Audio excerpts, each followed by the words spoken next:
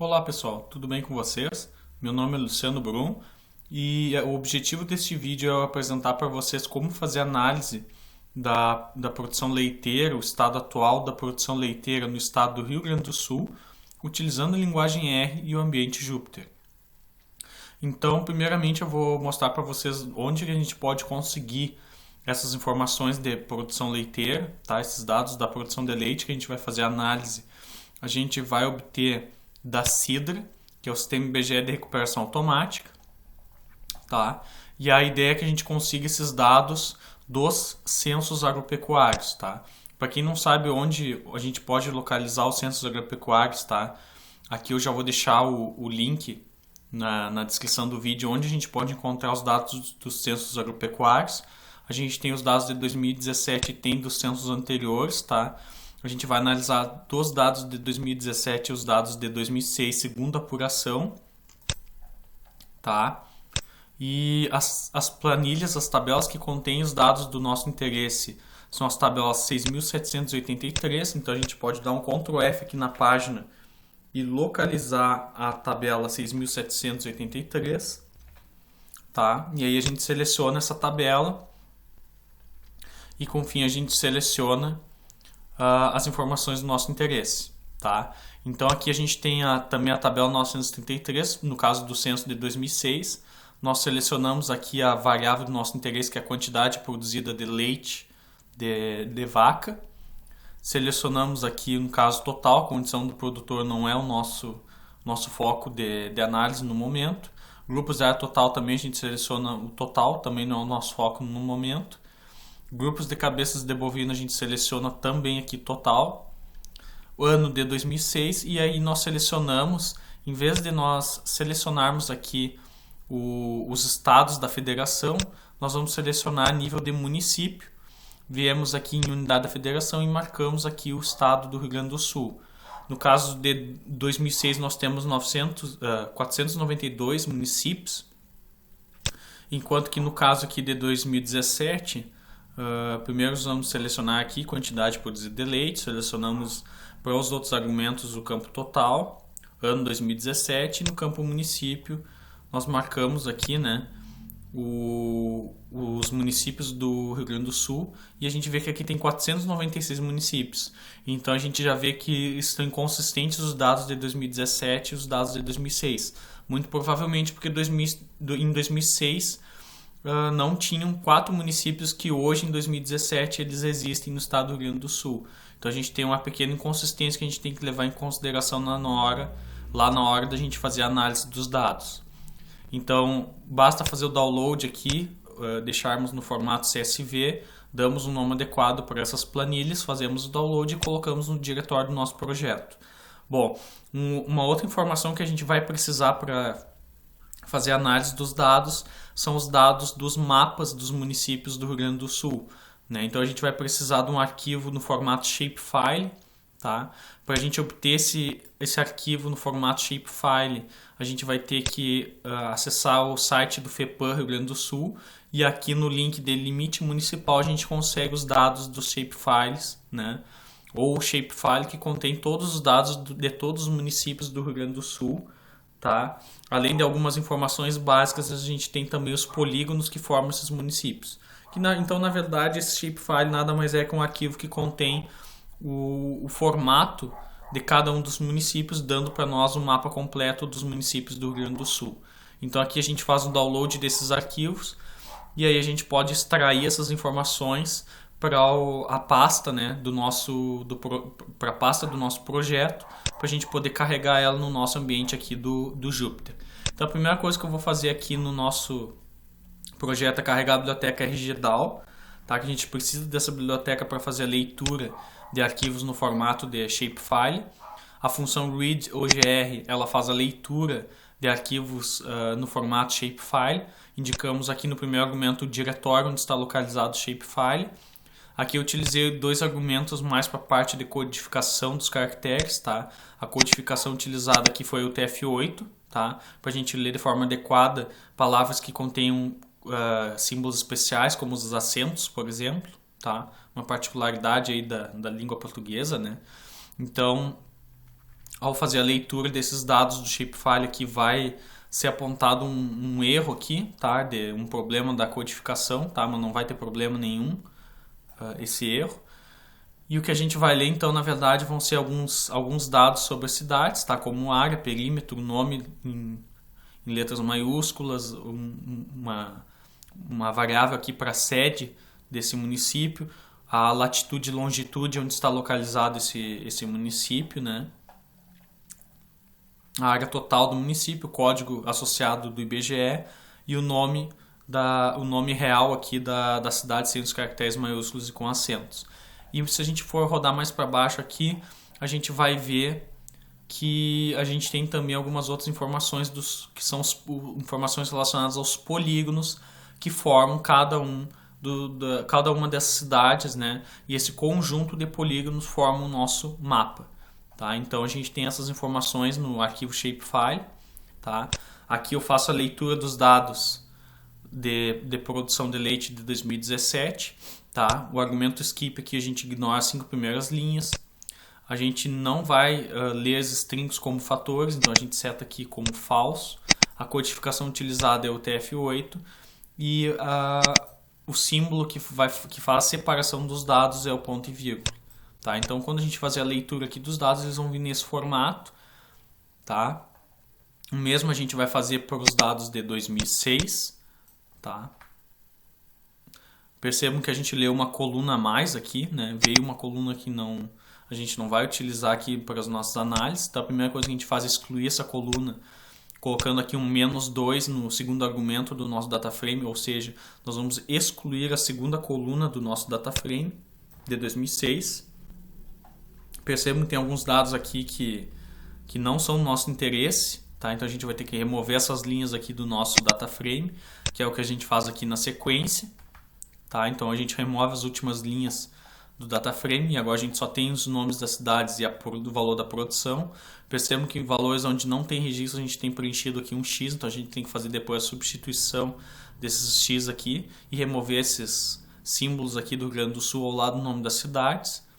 No caso de 2017 a gente tem também essas informações que não são do nosso interesse no final do data frame, ó, conforme a gente pode observar aqui, a gente vai remover também essas informações, tá? Que é o que a gente faz aqui na sequência, nesse trecho de código, removemos as linhas que não são do nosso interesse. E agora a gente faz esse tratamento nos dados, tá? A gente substitui todos os locais onde tem X, a gente vai substituir por zeros, tá? E todos os locais onde tem a string rs e o abre parênteses e fecha parênteses, a gente vai substituir por string vazia. Isso a gente vai fazer para os dados tanto de 2017 como para os dados de 2006. Lembrando que a gente tem que colocar esses comandos dentro de um for, né, que é uma estrutura de repetição que vai percorrer o nosso data frame. Só que nesse caso a gente vai percorrer as linhas do data frame, tá? E não as colunas. Por isso que a gente tem aqui o valor começa em 1 e vai até o número de linhas do data frame de 2017 e o mesmo para o data frame de 2006. Então eu vou rodar esses dois fors e com isso a gente vai fazer a correção dos nomes das cidades, tá? Removemos aquelas informações do estado que não eram necessárias e os locais onde a gente tinha produção igual, com valor igual a x, a gente substituiu por zeros. Esses dois comandos aqui vão servir para a gente verificar quais são as cidades que estão presentes no shapefile, mas não estão presentes no data frame de 2006 e no data frame de 2017. Então, se eu rodar esses dois comandos, a gente verifica aqui que algumas cidades, né, realmente não estão presentes nos nossos data frames, tá? Então, tem cidades que estão no shape, mas não estão nos data frames. E a gente olhando manualmente aqui os nomes das cidades, vou pegar, por exemplo, aqui Vespasiano Correia. Se a gente olhar aqui no conjunto de dados nesse caso aqui de 2006, né, Vespasiano Correia, ele na verdade está aqui a cidade, só que ela está descrita aqui com um acento no Correia. Então a gente vai verificar cada um desses casos em ambos os data frames e aí a gente vai fazer a correção manual dos nomes das cidades para os nomes ficarem de acordo com os nomes que estão presentes nos shapefiles.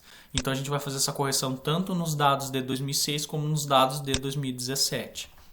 Se a gente repetir agora esses comandos, a gente vai verificar que agora a gente ainda tem aqui 5 cidades que não estão presentes nos dados de 2006. Essas cidades realmente não estão presentes, nem estão escritas com uma grafia incorreta. Elas realmente não existiam aqui no conjunto de dados de 2006.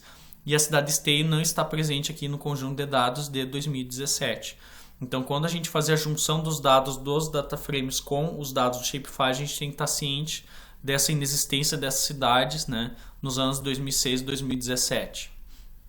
Bom, aqui eu vou renomear as colunas, né, de ambos os dataframes. A primeira coluna vai se chamar cidade, a segunda vai se chamar Leite 2006, Leite 2017. Eu basicamente só mudo o nome das colunas de ambos os dataframes. Aqui eu vou fazer o carregamento de algumas bibliotecas para fazer manipulação dos dados e visualização dos dados, tá? Não vou entrar em muitos detalhes aqui das especificidades de cada uma dessas bibliotecas, tá? Mas a gente vai precisar dessas bibliotecas para utilizar algumas funções dessas bibliotecas na sequência, tá? Antes de fazer a integração dos dados do Shapefile com os dados dos dataframes, a gente precisa transformar o nosso Shapefile, né? A variável que armazena o nosso Shapefile, a gente tem que transformar no formato de dataframe. Para isso, a gente vai primeiro aqui criar uma nova coluna chamada ID no nosso Shapefile, em que a gente vai conter valores que vão de 1 até o número de linhas do nosso Shapefile. E aí, com este comando fortify, em conjunto com o comando mutate, a gente vai transformar o nosso Shapefile para o formato de dataframe. Só que o problema em realizar esse comando é que a gente acaba perdendo aqui quase que toda a informação que a gente tem sobre as cidades. A gente acaba ficando aqui só com as informações dos polígonos no campo, na coluna longitude e na coluna latitude. Então a gente, além de fazer esse comando, a gente vai ter que fazer uma junção com a função spmerge, fazer uma junção dos dados que a gente gerou agora com esse shapefile novo, shapefile underline df. A gente vai fazer uma junção desses dados desse shapefile no formato dataframe com o nosso shapefile original, só que no campo, no argumento data, que é o conjunto de dados que ele vem por padrão no nosso shapefile, que contém as informações das cidades. E a coluna que a gente vai utilizar para interligar essas duas informações vai ser a coluna de ID que a gente criou aqui anteriormente e salvou no nosso shapefile original. Então, com esse comando aqui, a gente faz a junção dos dados, tá? Então, agora a gente tem aqui a área, latitude, longitude, nome das cidades, integrado aqui com os polígonos, tá? Então, agora a gente pode, de fato, fazer a junção dos dados do shapefile com os dados dos dataframes. E para isso a gente vai utilizar o comando leftJoin, em que a gente vai fazer uma junção dos dados do shapefile com os dados de produção de 2006. E a chave que a gente vai utilizar para fazer a junção desses dados de 2006 com o shapefile, a chave que vai ser o valor em comum entre essas duas bases de dados, entre esses dois dataframes, a informação que a gente vai utilizar vai ser o nome da cidade. Então, a label N é a coluna que a gente tem no shapefile aqui, relacionada ao nome da cidade, tá? E a coluna city é a coluna que contém o nome da cidade no nosso dataframe de 2006. Então, com isso, a gente faz a junção dos dados do shapefile com os dados de produção de 2006, utilizando como chave o nome das cidades. Então, a gente salva o resultado dessa operação num novo dataframe chamado mapData, e a gente ainda pega e repete a mesma operação, só que agora com os dados de 2017. A gente aproveita para visualizar o resultado dessa junção, tá? Então, se a gente observar aqui, a gente tem duas colunas adicionais agora, que é a produção leiteira de 2006 e a produção leiteira de 2017, para cada uma das cidades do Rio Grande do Sul. Bom, a gente também vai fazer a transformação dessas duas colunas para o formato numérico, tá? Para garantir que esses dados estejam no formato numérico, né? Na sequência aqui a gente vai utilizar um comando para substituir valores ausentes na nossa base de dados, tá? A gente substitui os valores ausentes aqui preenchidos com NA, a gente vai substituir esses valores por zeros. Mas como é que eu sei que tem valores aqui iguais a NA? A gente pode fazer o seguinte.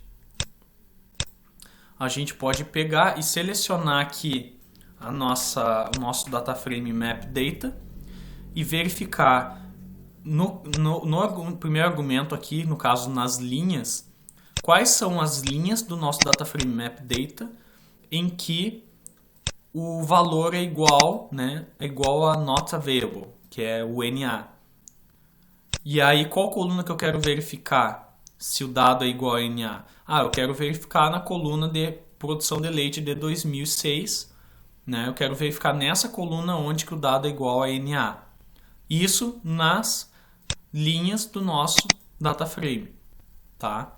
Então eu posso tirar aqui o argumento 19, que é a coluna específica de 2006, e se eu rodar aqui esse trecho de código, tá? O que vai me aparecer aqui vão ser todas as linhas onde a gente tem dados ausentes para a produção de 2006. Tá? Então olhem só um exemplo bem claro desse problema. Para a cidade de Balneário Pinhal, que se vocês observarem aqui, ó, era uma das cidades que não estavam presentes na base de dados de 2006, a gente tem a produção aqui em 2006 como NA. Então a gente tem que substituir todos os locais onde a gente tem NA, a gente tem que substituir por zeros. E isso vai ocorrer apenas em duas colunas, que é na coluna da produção de 2006 e na coluna da produção de 2017, que são precisamente as colunas 19 e a coluna 20. Então a gente localiza esses locais em que os dados aí são iguais a NA e a gente faz substituição por zeros. É o que a gente faz nessas duas linhas aqui na sequência. Tá, então eu vou remover aqui essa célula adicional que eu criei. Tá? Aqui a gente vai criar uma variável, uma coluna adicional no nosso data frame, a coluna percentual, em que a gente vai fazer o cálculo da variação da produção leiteira entre 2006 e 2017. Por isso a gente pega a produção de 2017, subtrai da produção de 2006 e divide pelo valor da produção de 2006. Com isso a gente vai ter um valor percentual positivo ou negativo, que vai indicar o quanto cresceu ou reduziu a produção leiteira durante esse período de 2006-2017. E aí a gente salva nessa coluna chamada percentual.